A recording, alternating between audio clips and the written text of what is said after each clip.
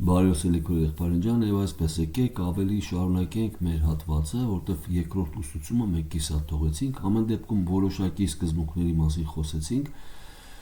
Մենք խոսեցինք երկրորդ ուսուցումը Իսրայելի անկման միջոցով առաքյալը մեզ սովորեցնում է իրական քրիստոնեական խոնարհության մասին։ Ինչի եմ ես շեշտում իրական, որովհետեւ տեսեք մարդու կյանքում նույնիսկ եթե անձը եկեղեցու մեջ է քրիստոնյա իրեն համարում, նույնիսկ եթե վերստին ծնված է, մենք պետք է հասկանանք, որ կա պարագաներ, կա իրավիճակ, որտեղ մարդը կարա ուղղակի խոնարհություն ցուցաբերի, բայց դա չի նշանակում, որ այդ խոնարհությունը արդեն բնական նրա հատկությունն է։ Այսինքն, սա չի նշանակում, որ վերստին ծնունդի օղակներում Աստված արդեն նրան տվել է այդ հատկությունը, եւ այս հատկությունը նրա բնականն է։ Այսինքն որոշակի առումով մարդը իր ցանկությունից, իր կարիքներից ելնելով, իր նպատակներից ելնելով կարա որոշ պարագաների մեջ ցուցաբերի խոնարհություն, բայց իրական խոնարհությունը, որ վերստին ծնունդի օղակներում կամ արդեն Աստծո հետ ունեցած փորձառության ընթացքում Աստծո խոսքի եւ հոգու շնորհիվ Աստված տվել այդ անձին դարձրել է խոնարհ, սա մեկ այլ հասկացողություն է, այսինքն այս խոնարհությունը ուղղակի հիմք ունի, որն այդ հիմքը եւ դրա համար ես ասացի առաքյալն այստեղ խոսում այդ խոնարհության իրական հիմքի մասին, իրական քրիստոնեական։ Սա այն խոնարհությունն է, որը արտադրվում է, երբ որ հավատացյալը իրականում հասկանում է Աստծո շնորհքի գործոնը իր կյանքում անդադար ամեն վայրկյան, երբ որ ինքը հասկանում է, որ ինքը անարժան է եւ չկա որևէ մեկը, որի հանդեպ ինքը ավելի արժան է, քան թե նա, այս հասկացողությունից գալիս է իրական խոնարհությունը եւ ինքը հասկանում է, որ ինքը իր կարողությունով որևէ մի բան չունի, ինչ որ իր կյանքում կա, դա Քրիստոսու է, ինչպես առաքյալը ոչ թե ես, այլ Աստծո շնորհքը։ Հիշում եք առաքյալը շեշտում է, որ ինքը բոլոր առաքյալներից ավելի շատ ջանք դրեց, ավելի շատ ծառայեց ավետարանը տարածելու մեջ, բայց անմիջապես հետո ասում է, բայց ոչ թե ես, այլ Աստծո շնորհքը, որ իմ մեջ ներգործում է։ Սա շատ կարևոր է, սա նույն խոնարհության սկզբունքն է։ Այսինքն ամեն անգամ, երբ որ անձը որևէ մի բան վերագրում է իրեն, միշտ հիշեք, սա ուղղակի առիթ է պարծանք արտադրելու։ Դրա համար ես շեշտեցի, որ առաքյալն այստեղ իրական խոնարհության մասին է խոսում, երբ որ ցույց է տալի այս ճյուղերի պարագան։ Հիմա եկեք անդրադառնանք, թե ինչպիսի ուսուցում է տալի առաքյալը, այսինքն ինչպես է Իսրայելի անկումը հանդիսանում մեզ համար նաև խոնարհության դաս։ Առաջինը մենք տեսանք Իսրայելի անկումով առաքյալը ցույց տվեց, որ դա կապված է մեծ շնորհքի հետ, այսինքն դուր բացվեց հեթանոսներին։ Շնորհք նաև նշանակում էր, որ ձեզ դուր բացեց, Աստված կանչեց ձեզ նաև փրկության։ Դուք որ օտարացած, դուք որ նրա խոստումների հետ ոչ մի կապ չունեիք, դուք որ նրա բնական ճյուղերի հետ, բնական արմատի հետ ոչ մի կապ չունեիք, Աստված ձեզ համար շնորհք արեց, այսինքն շնորհք նշանակում է ձեզ նվեր արեց փրկությունը։ Սա առաջի ուսուցումը Իսրայելի անկումով, դա առաքյալը շեշտեց, հիշում եք, մենք նայեցինք 13 համարում, բայց ձեզ հեթանոսներիդ ասում եմ, որովհետև ես հեթանոսների առաքյալ եմ, պաշտոնը փառավոր կանեմ, որ գուցե իմ մարմինը լինողներին նախանձի գրգռեմ եւ նրանցից մի քանիսին ապրեցնեմ, քանզի եթե նրանց մերժումը աշխարհի հաշտություն է, ապա նրանց ընդունելությունը ինչ է, եթե ոչ կենդանություն մեռելներից։ Բայց մի քիչ վերև առաքյալն ասում է, որ նրանց մերժումով, բայց նրանք կործանվեցին, նրանց գլորվելով հեթանոսներին փրկություն եղավ, որ նախանձի գրգռել նրանց 11 համարով։ Այսինքն սա առաջի ուսուցումն է։ Երկրորդ մենք անդրադարձանք Իսրայելի անկումով առաքյալը մեզ սովորեցնում է իրական խոնարհության մասին, եկեք ընթերցենք 16-ից 18 համարները եւ ավելի ամբողջացնենք, որովհետեւ ես ուզում եմ, որ դուք տեսնեք իրական այս երկու մետաֆորիաները, որ առաքյալը բերում է, այս երկու մետաֆորիաները ամբողջացնում են սկիզբը եւ շարունակությունը նույնն են եւ նաեւ ցույց է տալիս ընդհանուր առաջի թխվածը եւ նաեւ ընդհանուր այդ խմորը նույն սկզբունքի մեջ է։ Դրա համար ինքն ասեց, եթե սկիզբը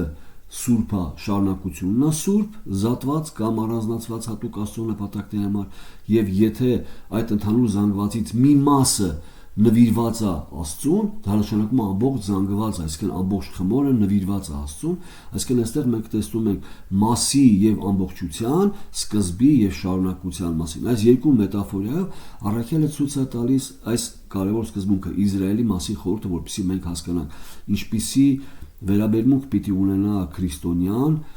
ընդհանուր Իսրայելի նկատմամբ։ Ով է Իսրայել։ Այս պարագայում ինչի մասին է խոսում Աստված։ Այս պարագայում ընդհանուր զանգվածը եւ շարունակությունը, այսինքն սա ընդհանուր Իսրայելի ազգն է։ Ինչ է նշանակում արմատ կամ ինչ է նշանակում առաջնի կամ ինչ է նշանակում երեխայրին։ Այստեղ խոսքը վերաբերվում է, եթե ավելի նեղ հայացքով նայենք, Աբրահամին։ Բայց ուշադիր նայեք, երբ որ մենք խոսում ենք Աբրահամի մասին, մենք խոսում ենք մի անձի մասին, ով շնորհքի ընտրության պես ընտրվել է Աստծո համար եւ ուխտի շրջանակում նրան խոստացվել է սերունդ։ Ազգ քեզանից մեծ ազգ կհանեմ։ Այդ ուխտի շրջանակում, որ Աստված Աբրահամի հետ ուխտ անելուց հետո, այդ ուխտը նորոգում է Իսահակի, նրա որդու հետ, հետո Իսահակից հետո Հակոբի հետ, այսինքն երեք անձերը հանդիսանում են ուխտի ամբողջական ներկայացուցիչները։ Դա համար Հակոբից արդեն 12 ցեղերն են։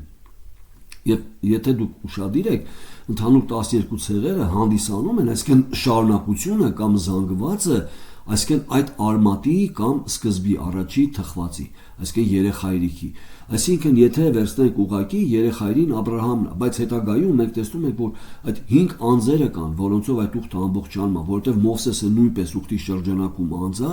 որի միջոցով տրվում է Իսրայելին խոստումներ, իհարկե օրենքի շրջանակում, բայց սա միջանկյալ է մեջ ընկնում Աբրահամի ուխտից մինչև Քրիստոսի գալը։ Բայց նաև մենք տեսնում ենք Դավթի հետ ուխտը, որտեղ Աստված խոստանում է Դավթի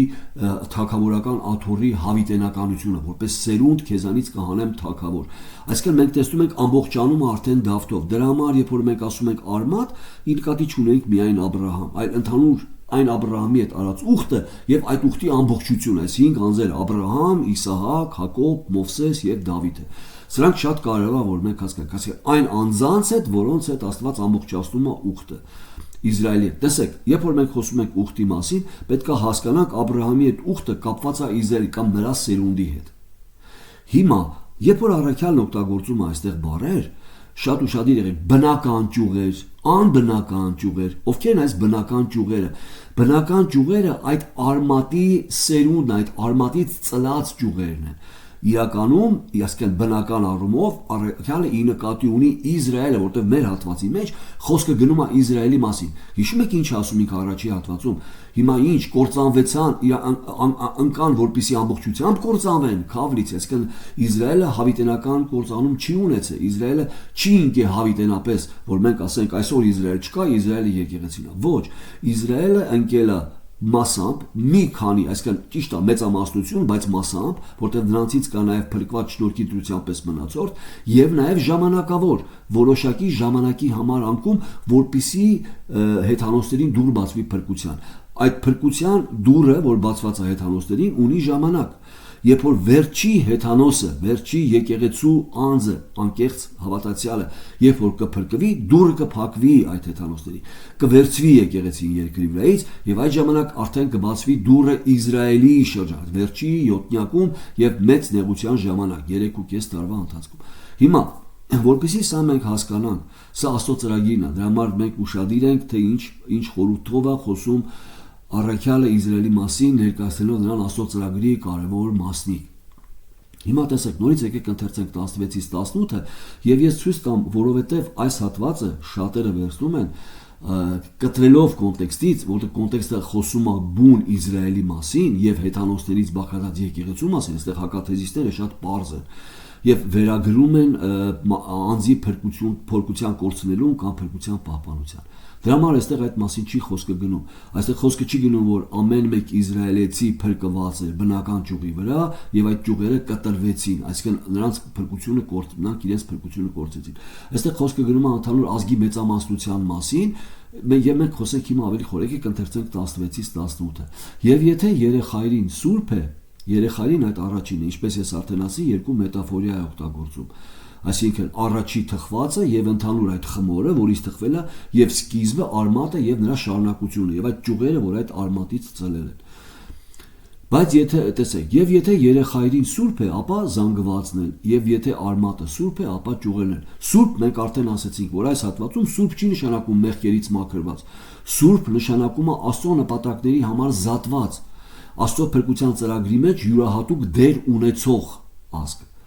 Եվ եթե երեխայրին սուրբ է, ապա զանգվածն էլ, եւ եթե արմատը սուրբ է, ապա ճյուղերն էլ։ Բայց եթե ճյուղերից ոմանք կտրվեցան, եւ դու, որ վայրի ձիթենի էիր, նրանցում պատվաստվեցար, եւ հաղորդ եղար արմատին եւ ձիթենու պարարտությանը, մի պարծենար այն ճյուղերի դեմ, բայց եթե պարծենաս, դու չես արմատը վերբռնում, այլ արմատը քեզ։ Սա բավարար է, որպեսզի մենք հասկանանք։ Եկեք անդրադառնանք սրան։ Ուրեմն տեսեք, օգտագործելով այս երկու մետաֆորիան, սկիզբը եւ շարունակությունը, առաջի թխված եւ ընդհանուր խմորը, ընդհանուր զանգվածը, առաքյալը ներկայացնում է, որ կա Իսրայելը, որը հանդիսանում է այդ Աբրահամի, վերցնենք այսպես, այդ բնի կամ այդ արմատի սերունդը բնական։ Հիմա այս պարագայում առաքյալը չի խոսում փրկությունը կորցնելու կամ չկորցնելու մասին, որովհետև եթե ուշադիր եք, առաքյալը խոսում է ֆիզիոլոգիական Իսրայել, այսինքն ֆիզիոլոգիական Աբրահամի սերունդ որպես ճյուղեր։ Այստեղ բնական ճյուղերը չի նշանակում, որ դրանք փրկված ճյուղերն են, որովհետև տեսեք, մենք գիտենք, որ ընդհանուր առմամբ հատվածի մեջ, ընդհանուր Հռոմեացիս թղթի մեջ առաքյալն անդրադառնում է հոգևոր Իսրայելին եւ Աբրահամի սերունդ Իսրայելին, ֆիզիոլոգիական նրանից ծնված Իսրայելին։ Հոգևոր Իսրայելը շնորհքի ընտրության պես մնացորդն է, այսինքն այդ Աբրահամի սերունդից ծնված ֆիզիոլոգիական ծնվածները, այսինքն Աբրահամից չէին ծնվում փրկված անձինք։ Այս հատվածում բնական ճյուղերը ի նկատի ունի Աբրահամի ֆիզիոլոգիական սերունդը, նրանից բնականաբար ծնված Իսրայելը, որը պիտի իրականում հոգևոր Իսրայել դառնար, որը պիտի ընդուներ Քրիստոսին, ապաշխարեր եւ հաղորդ լիներ իրական այն խոստումներին։ Դրա համար, այսինքն Աբրահամից ծնվեց մի սերունդ Իսրայելը, որը ի վերջո հեռացավ այն խոստումներից, որ տրված էր Աբրահամին, անհավատության պատճառով, եւ այս հատվածում առաքյալն ասում է այդ սերունդը, որը հեռացավ, որը չնայած հանդիսանում է Աբրահամի ֆիզիոլոգիական սերունդ, հեռանալով կտրվեց Աբրահամից։ Բայց դուք որ վայրի, տեսեք, այսինքն այստեղ խոսքը գնում է առաջին, եկեք անդրադառնանք, խոսքը գնում է իսրայելացու մասին, ով իրականում բնական ճյուղն է հանդիսանում, ով Աբրահամի սերունդն է հանդիսանում։ Աբրահամը այն անձն է, ում Աստված տվել է այդ ուխտի շրջանակներում խոստումներ։ Հիմա նրանից ծնված սերունդը այդ խոստումները կժառանգի այն ժամանակ, երբ որ ինքը կդառնա հոգևոր Իսրայելը։ Բայց ինքը դեռ մնում է նրա ֆիզիոլոգիական սերունդը։ Հիմա ուշադրին եք, հիշում եք Հիսուս Քրիստոսն ինչ ասեց։ Հովանու ավետարանում, երբ որ հարց էին տալի, մենք ուրիշից ծնված չենք, այլ մեր հայրը Աբրահամն է, Հիսուսն ասաց, ես գիտեմ, որ ձեր հայրը Աբրահամն է, այսինքն ես գիտեմ, որ դուք Աբրահամի ֆիզիոլոգիական սերունդն եք, բայց Աբրահամի գործերը չեք անում, այսինքն այստեղ արդեն բերեց Քրիստոսին ընդունելու հավատքի գործոն, այսինքն դուք Աբրահամի ֆիզիոլոգիական սերունդն եք, բայց Աբրահամի հոգևոր սերունդը չեք։ Դրա համար մերժում եք ինձ։ Եթե Աբրահամի զավակ լինեիք հոգևորապես, ինձ կընդունեիք, ինչպես Աբրահամը ինձ ընդունեց եւ ուրախացավ իմ օրը տեսնելով։ Այսինքն այստեղ պետք է հասկանանք խոսքը ինչի մասին է։ Երբ որ մենք կարդում ենք բնական ճյուղերը չի վերաբերվում հոգևոր Իսրայելին, վերաբերվում է բնական Իսրայելին, Աբրահամի ֆիզիոլոգիական, ֆիզիկապես նրա սերմից ծնված սերունդին, այդ Հակոբի 12 ցեղերին։ Հիմա ինքն ասում է, կա մի շրջան, որտեղ այդ Իսրայելը աճեց եւ Քրիստոսի շրջանում այդ Իսրայելը մերժեց Մեսիային, այսինքն մերժեց խոստումները, դրա համար անհավատության պատճառով կտրվեց։ Այսինքն սա չի նշանակում, որ նրանք փրկված էին, Աբրահամից ծնվել էին փրկված եւ կտրվեցին, մերժեց Աստված նրանց։ Ոչ, դրանք անհավատ են։ Նրանք ծնվել են Աբրահամից, պիտի դառնան հոգևոր սերունդ, բայց չդարձան այդպես էլ։ Նրանք կտրվեցին։ Դրա համար ինքն ասում է, իսկ դու որ վայրի էիր, հիմա եկեք անդրադառնանք սրան ավելի խորը, տեսեք։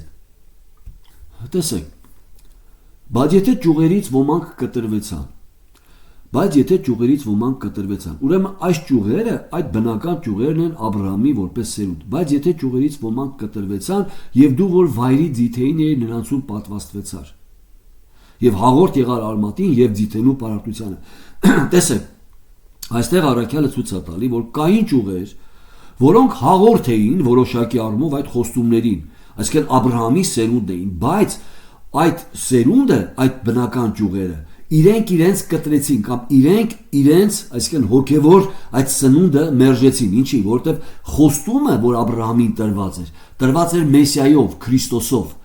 այդ ճյուղերը մերժեցին հենց այդ Մեսիային, Քրիստոսին։ կտրվեցին, այսինքն իրենք անհաղորդ դառան իրական արմատին, լինելով ֆիզիկական սերունդ, կտրվեցին։ Տեսեք, այստեղ շատ կարևոր է սա հասկանանք։ Եվ անմիջապես առաքյալը ցույց է տալիս, որ կա մի այլ ձիթենի, որը վայրի է, որը ընդհանրապես այս արմատի հետ կապ չունի։ Ուշադիր, նորից որպեսզի մենք հասկանանք։ Իրականում բնական ճյուղերը այն արմատի վրա էին, որին տրված էր խոստումները։ Այսինքն իրականում, եթե մենք անդրադառնանք հոգևորապես Իսրայել, պիտի այս ճյուղերը ժառանգեին հյութը եւ պարարտությունը արմատի։ Բայց քանի որ իրենք մերժեցին Քրիստոսին, այսինքն աճեց մի սերունդ Իսրայելի, որը մերժեց Քրիստոսին, Աստված նրանց անհավատության, Քրիստոսին չհավատալու պատճառով, հիշում եք, գայթակղության վեմին ընկան, կտրեց նրանց։ Այսինքն դրա համար ասում է, բայց նրանց անկումով, նրանց կտրվելովը հեթանոստերին դուր բացվեց։ Եվ Աստված նրանց կտրելով մի այլ վայրի ձիթենի, որը ոչ մի կապ չունի արմատի հետ Աբրահամի։ Տեսեք, հեթանոստերը Աբրահամի որևէ մեկ խոստումի հետ կապ չունեն։ Նրանք Աբրահամի սերունդի հետ կապ չունեն ֆիզիկական։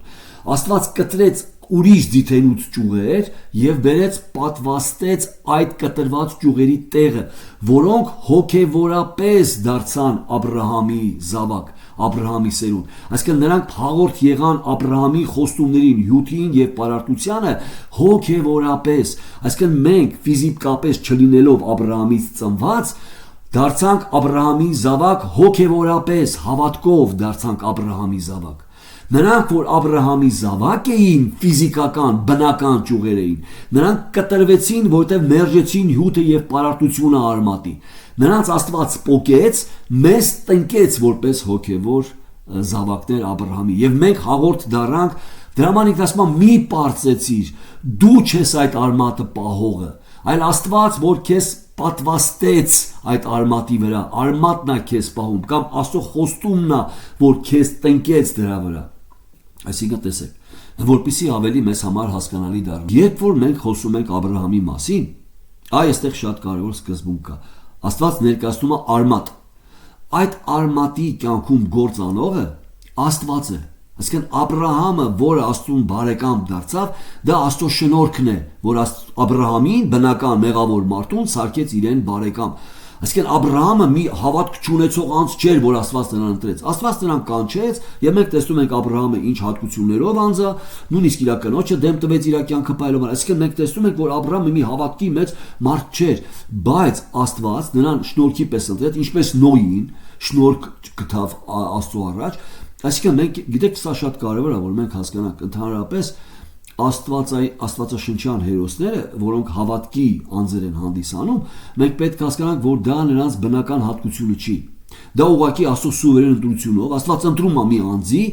որը շնորհք է գտնում Աստծո առաջ։ Այսինքն Աստծո շնորհքն է նրան դարձնում այդպիսի վարքի տեր։ Ոչ թե այդպիսի վարք ունի Աստված նրան ընտրում է այդ վարքի համար, այլ Աստծո շնորհքը, ընտրությունը նրան սարքում է այդպիսի անձ, այդպիսի վարքի տեր։ Սա շատ կարևոր է։ Ուրեմն, երբ որ արմատի մասին խոսքը գնում է Աստծո գործի մասին։ Եվ երբ որ այդ արմատի վրա տնկվում են ճյուղեր, նույն խոսքը գնում է Աստծո շնորհքի մասին։ Այսինքն, այստեղ ոչ թե մենք պարծենում ենք, որ մենք հավատացինք, պատասվեցինք, այլ մենք պետք է հասկանանք, որ մենք պետք է ուրախանանք, պարծենանք մեզ պատվաստողով, ոչ թե մեր կարողությունով, այլ մեզ պատվաստողով։ Պարծեցողը թող Քրիստոսով պարծենա։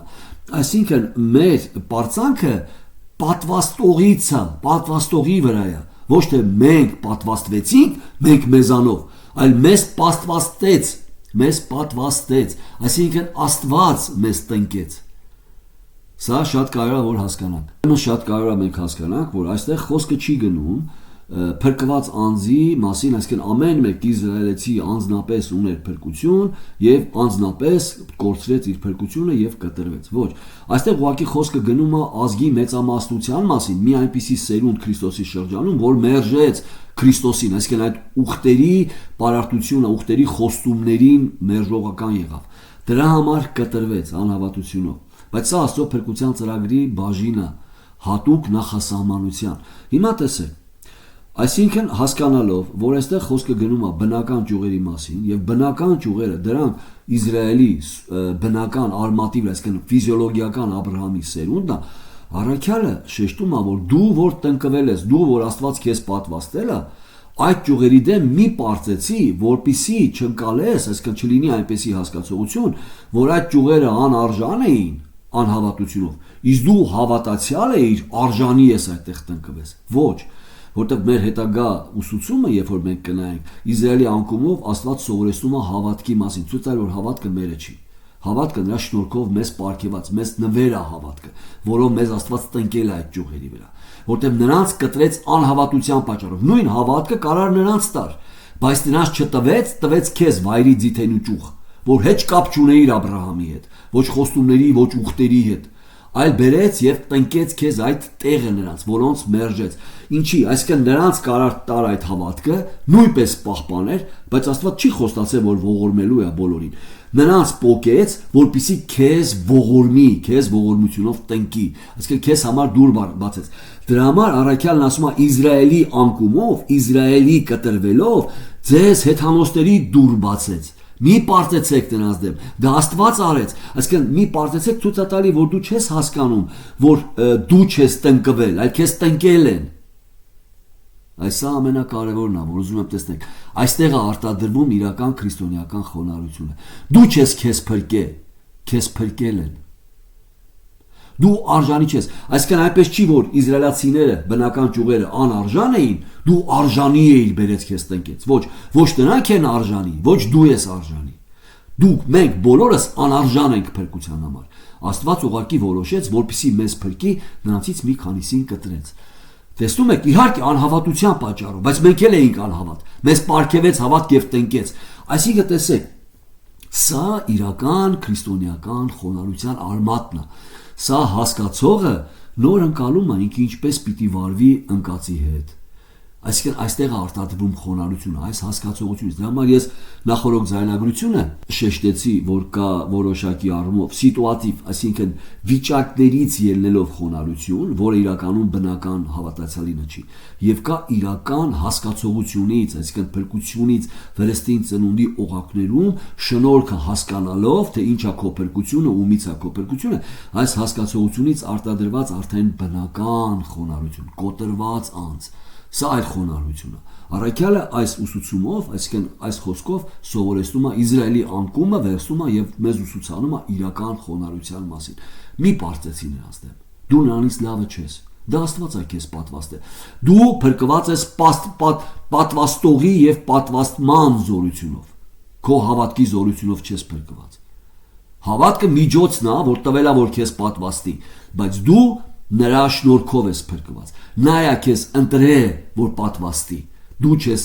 քո կարողությունով ընտրվել։ Այս սա ամենակարևորն է։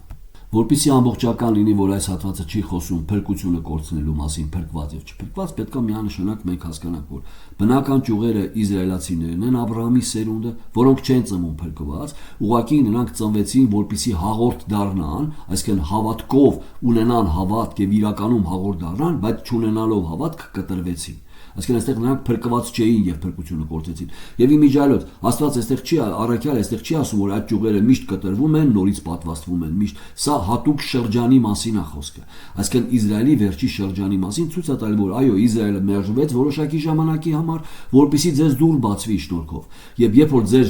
թիվը կլրանա, առաքյալն այդ մասին խոսելու է, դուրը կբացվի արդեն նորից նրանց համար վերջի սերունդի, այսինքն կա Իսրայելի մոտ մի վերջի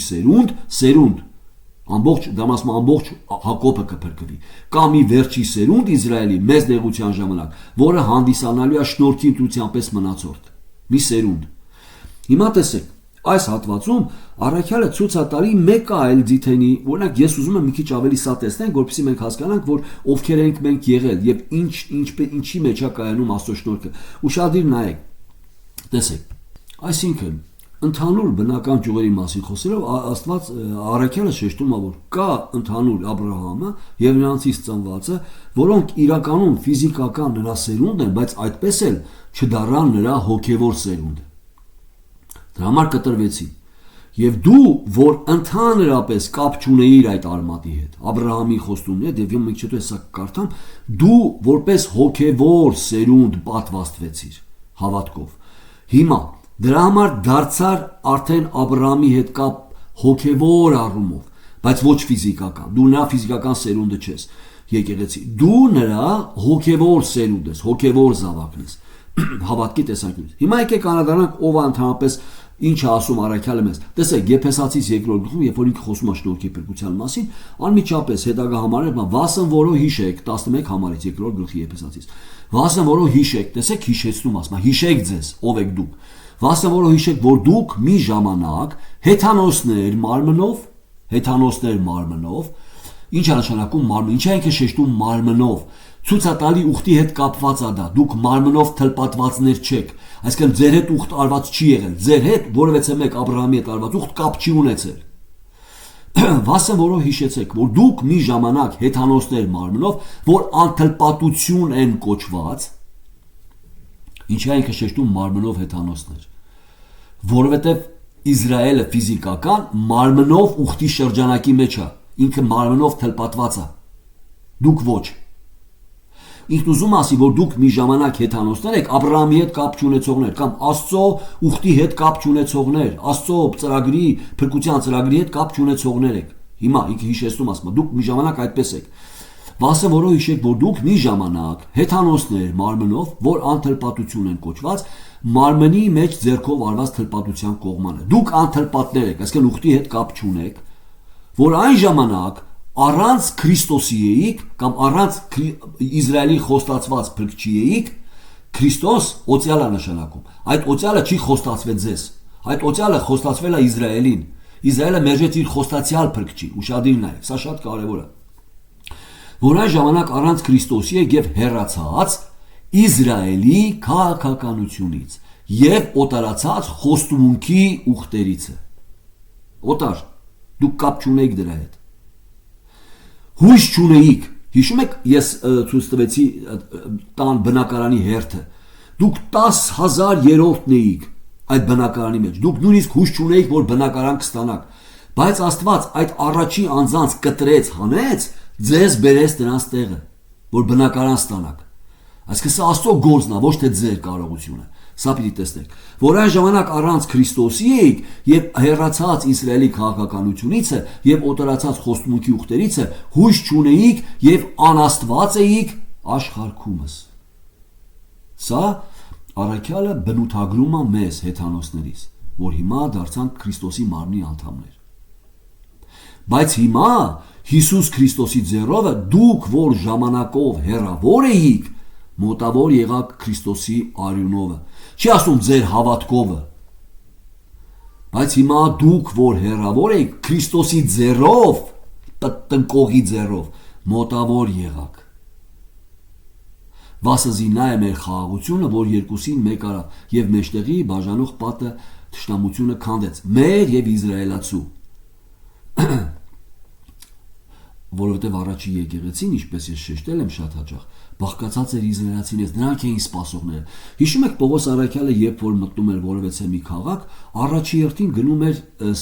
ժողովարան քարոզելու, որտեղ այնտեղ կային հրեաներ եւ հրեաների հետ պրոզիլոտներ, այսինքն հեթանոսությունից հրեություն ընդունող անձինք, որոնք սպասում էին Մեսիային։ Եվ Պողոս առաքյալի քարոզը ուրիշ բան չէր։ Պողոսը քարոզում էր, որ այն Քրիստոսը, այն Հիսուսը Քրիստոսն է։ Քարոզում էր Մեսիա, Քրիստոսով փրկություն, դրա համար ինքը հալածվում էր հրեաները, որոնք մերժեցին Քրիստոսին, ինչի մերժեցին, նրանք ասում էին Հիսուսը Քրիստոսը չի, իսկ առաքյալը քարոզում էր, որ Հիսուսը, որ խաչեցիք, Քրիստոսն է, նրանով է փրկությունը։ Այսինքն փարիսեցիները Մեսիայի սպասում էին, թե չէին սպասում, սպասում էին, իսկ ինչի խաչեցին Քրիստոսին, ասացին դու Քրիստոսը չես, դու ստախոս ես։ Ես ուզում եմ, որ դուք տեսնեք, որ իսրայելցիները սպասում են Մեսիայի, մինչև այսօր, բայց իրանք մերժում են իրական Քրիստոսին, նրանք ասում են Քրիստոսը դեռ նոր պիտի գա, այդ յոթնյակի մեջ իրանք պիտի հասկանան, որ խաչել են Քրիստոսին իրական։ Դրա համար ասում կնայեն նրան, որին խաչեցին։ Այսինքն սրանք շատ կարևոր է մենք հասկանանք, սիրելիներս։ Այսինքն մենք որ խոսում ենք փրկություն կորցնել, չկորցնելու մասին, եթե մենք չմտնենք համատեքստի մեջ, առաքյալ ինչի առաջ քաշում Իսրայելի անկումը եւ ցույց տալի մեզ մեր փրկության շնորհքը, չենք հասկանա։ Ուրեմն երկրորդ ուսուցում Առաքյալն անդրադառնում է, որ կա մի օտար ձիթենի, որը ոչ մի կապ չունի արմատի կամ խոստումների հետ, Աբրահամի հետ, եւ հիմա այդ օտար ձիթենից պոկեց ճյուղեր, Աստված ինքը իր սուվերեն կամքով, ոչ թե այդ օտար ճյուղերը հավատք ունեին, ինքը պոկեց եւ ում որ ուզեց պոկեց եւ բերեց տնկեց այդ բնական ճյուղերի տեղ եւ որպես հոգեվոր Իսրայել հիմա այդ հեթանոսները որ կապ չունեին դարձան արդեն պարարտության եւ հյութին հաղորդ Աստծո պատասխանության զորությունով ոչ թե ձեր հավատքի հիմա իհարկե նրանք անհավատությունով պոկվեցին դուք հավատքով տնկվեցիք դա միջոցն է բայց ձեզ տնկողը Աստվածն է սիրելիներս որպեսզի սա ավելի հասկանանք եկեք տեսնենք ինչ ասում Գաղատացիս 3-րդ գլուխը արդեն մեզ համար տեսեք նույն սկզբունքը տեսեք Եվ այլևս ոչ հրեա կա, եւ ոչ հույն, ոչ ծառա կա, եւ ոչ ազատ, ոչ արու կա, եւ ոչ եք, բոլորը Քրիստոսի մեջ նկատի ունին, մեկ են դարձել, Քրիստոսի մարմնի անդամ են դարձել, որտեղ դուք ամենքդ մեկ եք Քրիստոս Հիսուսում։ Փրկությունը նույն փրկությունն է, նույն ուխտի շրջանակում եւ նույն մարմնի նույն անդամներ, տարբեր անդամներն են։ Եվ անմիջապես, ապա եթե դուք Քրիստոսինն եք, ուրեմն Աբրահամի զավակ եք եւ խոստմունքի համեմատ ժառանգներ Այսինքն Քրիստոսի միջոցով մենք որ Աբրահամի զավակներ չէինք, Քրիստոսի միջոցով մենք դարձանք Աբրահամի զավակ եւ հաղորդ եղանք, այսինքն խոստմունքի համեմատ դարձանք ժառանգներ։ Ֆիզիկական ժառանգները պոկվեցին, մենք Քրիստոսով դարձանք ժառանգներ Աբրահամի։ Հավատքի հոգեվոր ժառանգներ։ Պարզ եթե ասենք, Աբրահամը ունի բնական սերունդ որը պիտի դառնար հոգևոր ժառանգ, չդառնալով պոկվեց, Աստված մեզ, որ նրա ֆիզիկական սերունդը չէինք, բերեց, պատվաստվեց որպես հոգևոր ժառանգներ եւ դարձանք հաղորդ Աբրահամի ուխտերին եւ խոստումներին, այն որ Աստված տվել էր Աբրահամին։ Սա է իրական սկզբունքը, որի մասին ուզում եմ սրա համար առաքյալն ասում է մի պարծենար այն պոկվածների դեմ, դու արժանի չես կամ նրանք անարժան էին դու արժանի այս սկզբունքը պիտի չունենաս որտեվ իրականում նույնը կատարվել է Իսրայելի հետ Իսրայելը որ ընտրվել էր Աստծուց նույն պարծանքը ուներ առանց հասկանալու ինքն ասում էր մենք բոլորից լավն ենք դրա համար Աստված մեզ ընտրեց Աստված ասում է ոչ եկեք անդրադառնանք այս հատվածին տեսեք երկրորդ օրինացը շատ կարևոր հատվածներ ու ես ուղղակի կարդամ վերջի հատվածներից որպեսզի հասկանաք Երկրորդ օրինաց 9-րդ գլուխ 8-րդ գլխում նույնպես խոսում է այդ մասին եւ այստեղ ցույց է տալիս որ հանկարծ քո սրտում չմտածես որ դու արժանի ես կամ դու արդար ես դրա համար Աստված այս ամենը անում այլ Աստված ինքը ուղակի պատժում է այն ազգերին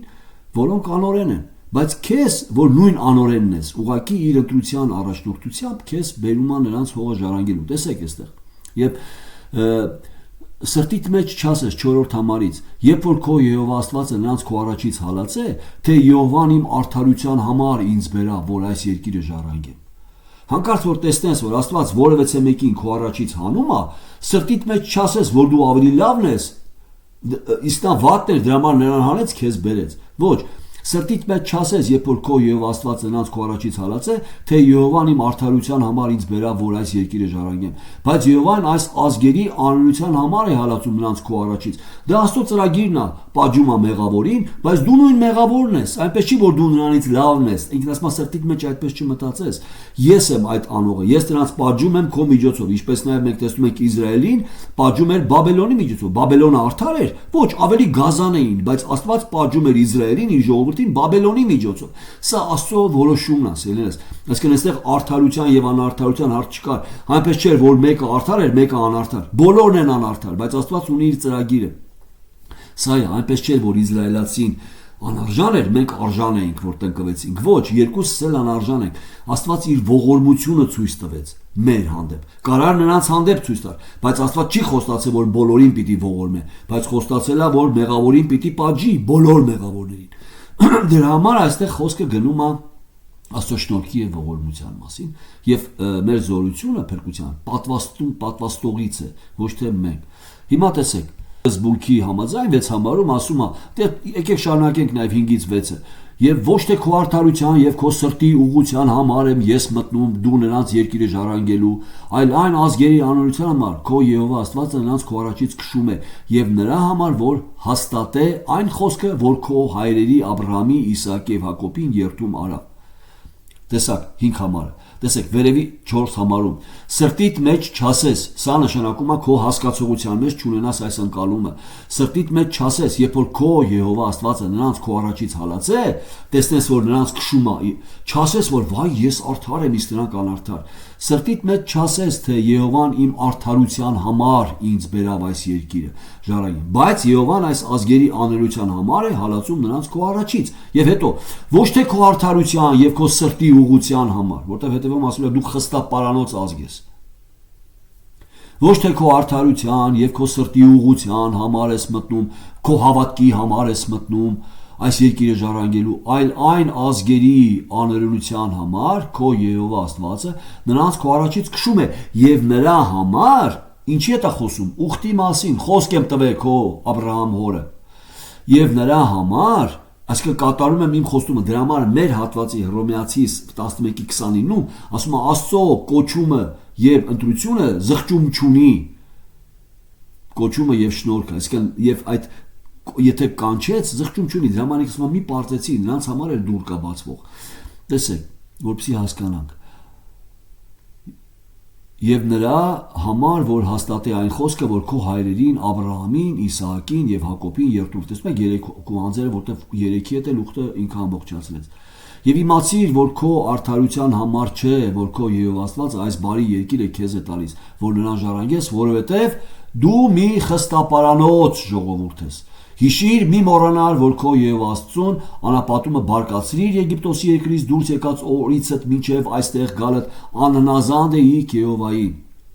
Հիշեք, որ բորբոքվեց իմ բարկությունը ուզում էի ձեզ կործանեի, բայց քանի որ խոստում եմ տվել, կատարում եմ իմ խոստումը, այսինքն տեսեք, այստեղ մենք պետք է հասկանանք, այս նույն պարծանքը ուներ Իսրայելը ֆիզիկական սերունդ Աբրահամի, մյուս ազգերի հանդեպ։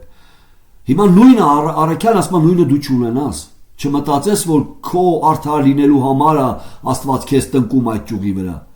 այլ նրա անօրենության համար եւ քեզ տվեց այդ շնորհքը, ողորմությունը, հավատքը եւ տնկեց քեզ դրանց փոխարեն, որտեղ Աստված դուր բացեց նաեւ ձեզ համար փրկության։ Հետագա 11-րդ գլուխը խոսել է, որ Աստված ուզում է բոլորին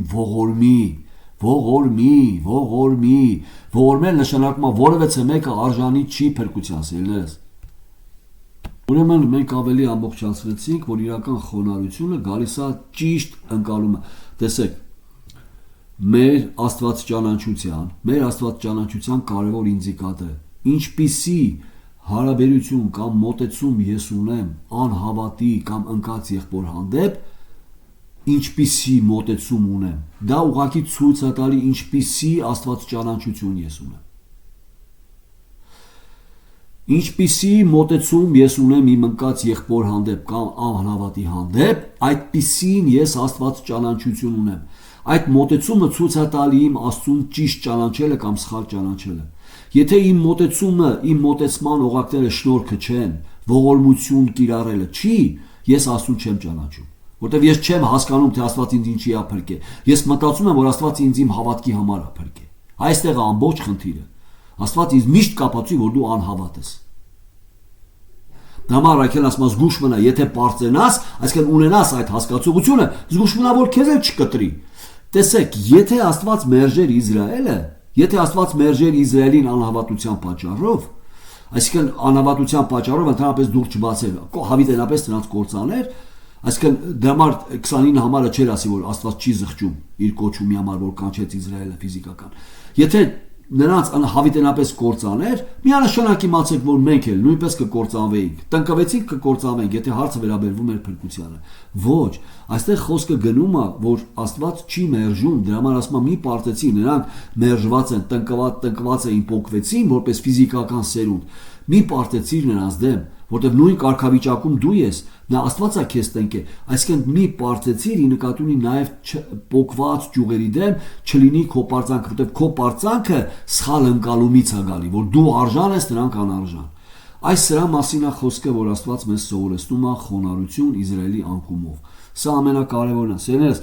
ինձ թվում է ավելի ամբողջացավ, երրորդ ուսուցումը դասը Իսրայելի անկման, Իսրայելի անկումով Աստված մեզ սովորեցնում է հավատքի մասին եւ կարեւոր սկզբունք ենք նայելու այստեղ հավատքի, թե այդ հավատքը որտեղից է։ Նրա կարող զորության պես հավատացինք, ոչ թե մեր կարող զորության պես հավատացինք, այլ նրա կարող զորության պես հավատացինք, որ մեր մեջ ներգործում է։ Հիմա եկեք անդրադառնանք սրան, եւ դա մենք կտեսնենք արդեն 19-20 համարներում, սա արդեն մեր մյուս ձայնագրությունն է։ Բայց որպեսզի մենք ամբողջացնենք, տեսեք, երբ որ մենք նայում ենք անկում ապրած Իսրայելին, այն մեր մոտ պետք է առաջացնի ցավ եւ խոնարհեցում, եւ ոչ թե պարծանք։ Ցավ եւ խոնարհություն, որտեղ դա նույն կարգավիճակն է, որի մեջ մենք ենք, որի մեջ մենք էինք։ Եվ եթե մի բան էլ ավել ենք, տնկվել ենք, դա Աստծո ողորմությունը եւ շնորհքն է, որով որևէ մեկը չի կարող պարծենա իր անձով, այլ կպարծենա միայն Քրիստոսով եւ նրա շնորհքով։ Սա ամենակարևոր ուսուցումը, որ ես ուզեցի մենք տեսնենք, եւ եթե մեկը մեզանից կասի, որ դե գիտես հիմա նոր ուխտն է, մենք նոր ուխտի շրջանակն է, այդ նոր ուխտը սերնես երբեք մեր համար արված չի եղել։ Այդ նոր ուխտը կարա Երեմիա 31:31 մենք արդեն այդ մասին կարդացել ենք, ես վերջի օրերում Իսրայելի եւ Հուդայի տան հետ նոր ուխտ կանեմ։ Այդ ուխտը նույնպես վերաբերվում էր Իսրայելին։ Այն Իսրայելը, որը ֆիզիկական սերունդն էր, բնական ճյուղերն էին, չդառնալով հոգևոր ճյուղեր կտրվեցին, մենք, որ ընդհանրապես արմատի հետ կապ չունեինք, Աստված մեզ ուղակի տալով հավատք, շնորհելով հավատք, բերեց եւ պատվաստեց նրանստեղը։ Ուղակի ողորմություն արեց, որպեսզի մենք նույնպես փրկությունը ժառանգենք։ Հաղորդ լինենք այն արմատին, այսինքն այն ուխտերին եւ խոստումներին, որ Աստված խոստացավ Իսրայելին, Աբրահամին։ Ուրեմն սա ամենակարևոր ուսուցումը, Տերը ձեզ օրհնի իր փառքի համար։ Ամեն, այսինքն այստեղ խոսքը չի վերաբերվում փրկություն ունեցողին եւ կորցնողին, այլ ազգի մեծամասնությանը, ֆիզիկական Աբրահամի սերունդին, որոնք ի վերջո պիտի դառնային հոգևոր սերունդ հավատքով, այդպես էլ չդառնալով պոկեց Աստված նրանց, եւ մենք, որ չունեինք այդ հավատքը, տալով այդ հավատք, բերեց եւ պատվաստեց այդ ճյուղերի փոխարեն։ Սա Աստծո փրկության ծրագրի հատվածն է։ Տերը ձեզ օրհնի իր փառքի համար։ Ամեն։